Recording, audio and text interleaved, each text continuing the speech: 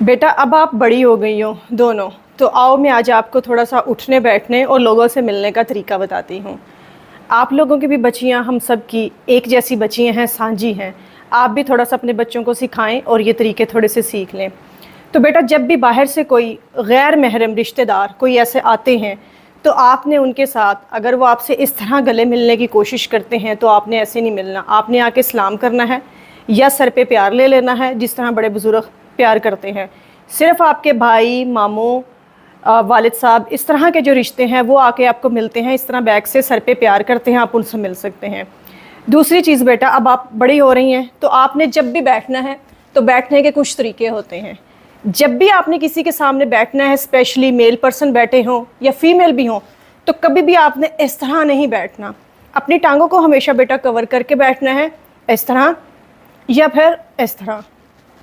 ये बहुत ज़्यादा जो है वो एक सोबर लुक देता है, बजाय ये कि आप टांगें खुली करके बैठे। और दूसरी चीज़, जब भी आप बैठें आपने ये ध्यान रखना कि आपकी ट्राउज़र ने आपकी पिंडली को छुपाया हुआ है। जितना भी मॉडर्न दौर हो, जितनी भी आपकी दोस्तें आपको कहें कि तुम पेंडू हो, तुम शलवार नीचे तक ट्राउज़र पहनती हो, बिल्कुल आपने परवाह नहीं करनी। आपकी पिंडलियाँ छुपी हुई होनी चाहिए, पूरी टांग आपकी कवर होनी चाहिए, चाहे आप इस तरह बैठ रही हैं, चाहे आप इस तरह बैठ रही हैं, चाहे आप कहीं चल के जा रही हैं। और एक चीज़, जब भी बेटा आपने खड़े होना, तो खड़े होने से पहले पब्लिक प्लेस में या कहीं भी, या मेहमानों के सामने, पीछे से अपने कमीज़ को लाजमी ठीक करना है। चलते हुए मेक श्योर होना चाहिए कि आपकी शर्ट पीछे से कहीं भी अटकी हुई नहीं है।